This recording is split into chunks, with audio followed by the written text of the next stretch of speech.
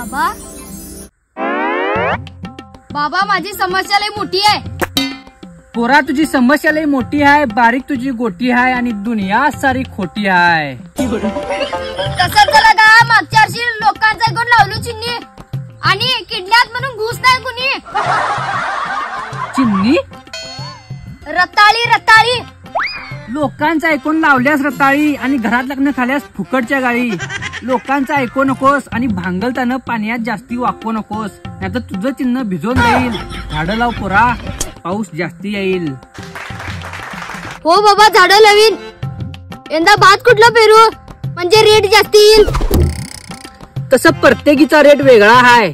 शुभांगी स्वस्ती आहे, बासुमती जास्ती आहे आणि इंद्रायणी नरम आहे म्हणून मामी आमची वस्ती आहे. मला मी या का म्हणलोय, सगळ्या शेतात वेगळा वेगळा करतो आणि काठी जमिनीत शेंगा पेरतो. पेर पेर पोरा, शेणखत जास्ती वापर आणि रासायनिक खत कमी कर. हो बाबा त्या कुठलं पेरणार.